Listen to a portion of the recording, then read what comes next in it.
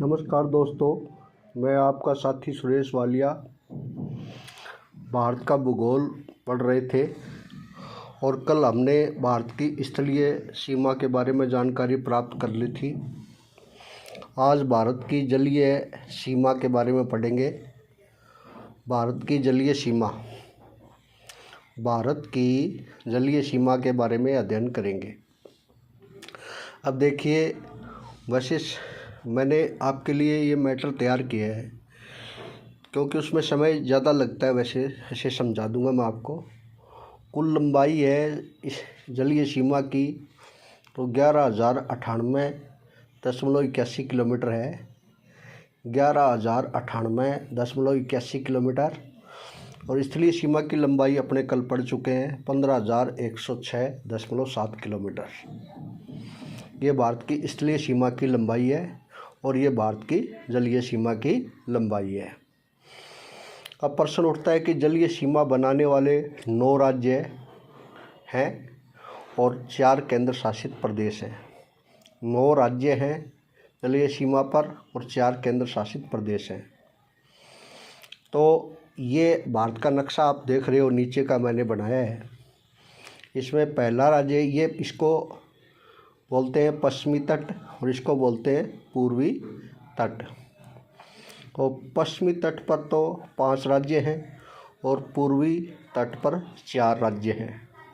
और यहाँ ये अरब सागर का क्षेत्र है, ये हिंद महासागर का क्षेत्र है और ये बंगाल की खाड़ी का क्षेत्र है। अरब सागर, हिंद महासागर और बंगाल की खाड़ी का क्षेत्र है। अब आता है सबसे पहले 5 राज्यों में गुजरात, फिर महाराष्ट्र, फिर गोवा, फिर कर्नाटक और फिर केरल। गुजरात, महाराष्ट्र, गोवा, कर्नाटक और केरल। इधर आता है पश्चिम बंगाल, उड़ीसा, आंध्र प्रदेश और तमिलनाडु।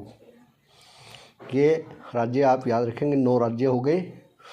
और केंद्र शासित प्रदेशों में यहाँ अंडमान निकोबार हो गया, यहाँ अपना लक्षद्वीप समूह हो गया, यहाँ दमन, दीव और दादर नगर हवेली हो गई और यहाँ पांडिचेरी हो गई।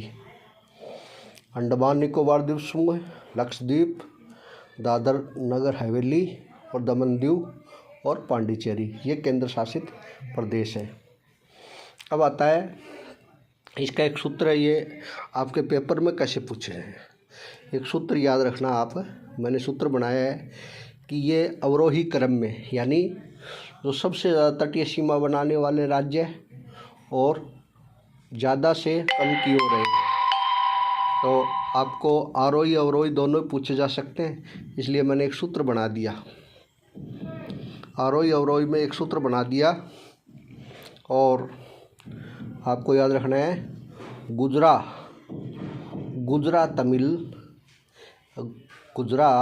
तमिल यानी तमिल है वो गुजरा तमिल आम बंगाल के उड़े, गुजरा तमिल आम बंगाल के उड़े। तब एक मित्र ने कहा कैन गो। गुजरा तमिल आम बंगाल के उड़े कैन गो। गुजरा तमिल आम बंगाल के उड़े कैन गो, ये सूत्र हो गया। गुजरा मतलब गुजरात, तमिल मतलब तमिलनाडु, आम मतलब आंध्र प्रदेश, बंगाल मतलब मैं मतलब महाराष्ट्र और बंगाल मतलब पश्चिम बंगाल, के मतलब केरल, उड़े मतलब उड़ीसा और कैन गो का मतलब कर्नाटक और गोवा। ये एक सूत्र है। सबसे ज़्यादा अवरोही क्रम में ले तो सबसे ज़्यादा सीमा अंतर्राष्ट्रीय ये जलीय सीमा बनाने वाला राज्य है गुजरात, फिर तमिलनाडु, फिर आंध्र प्रदेश, फिर महाराष्ट्र, फिर पश्चिम बंगाल, फिर केरल, फिर उड़ीसा और कर्नाटक और गोवा। इसको आरोही क्रम में ले लो, गोवा, कर्नाटक, उड़ीसा। ये एक तरीका है, आपको ये सूत्र मैंने बनाया है। गुजरा तमिल आम बंगाल के उड़े, यानी तमिल ऐसे भी बना सकते हो, तमिल गुजरा। फिर याद रखना आप, गुजरा तमिल आम बंगाल के उड़े कैन गो।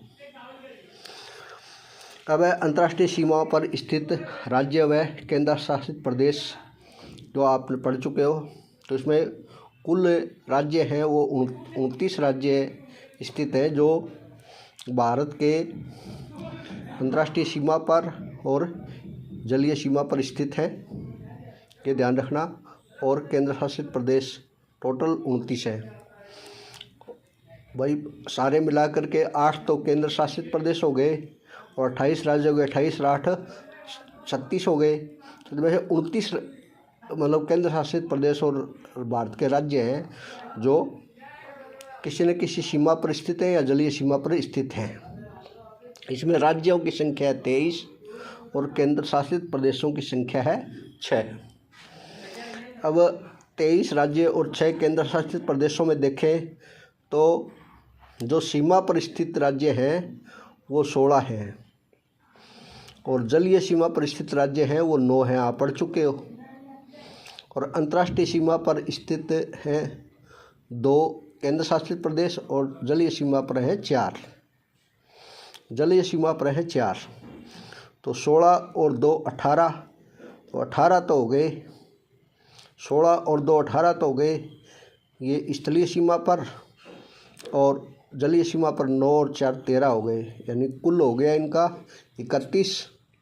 और इसमें गुजरात और पश्चिम बंगाल है ना, गुजरात और पश्चिम बंगाल है 2 ऐसे स्टेट हैं, जो राज्य हैं जो स्थलीय सीमा पर भी स्थित हैं और जलीय सीमा पर भी स्थित हैं। इसको 2 को कम कर दो तो 2 बार काउंट हो गए वो, तो ये 29 हो जाएंगे। और ये 29 का डाटा मैंने आपको बता दिया। अब प्रश्न उठता है भारत के अंतःस्थलीय व केंद्र शासित प्रदेश। कुल राज्य 4 और केंद्र शासित प्रदेश और राज्य दोनों को मिलाकर के 7 हैं। अंतःस्थलीय का मतलब होता है जो किसी भी सीमा पर स्थित नहीं है, जो अंदर ही अंदर है, मतलब जो न तो अंतर्राष्ट्रीय सीमा पर स्थित है और न ही जलीय सीमा पर स्थित है। उनकी संख्या 7 है केंद्र शासित प्रदेशों में और राज्यों की। इसमें राज्यों की संख्या 5 है और केंद्र शासित प्रदेशों की संख्या 2 है। तो इसमें एक तो मध्य प्रदेश है, एक छत्तीसगढ़ है, एक झारखंड है, एक हरियाणा है और एक तेलंगाना है।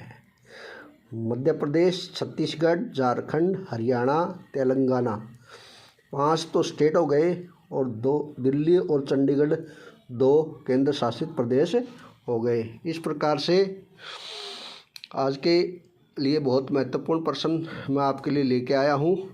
इसमें आप अभ्यास करें, बार बार रिवीजन करें। धन्यवाद साथियों।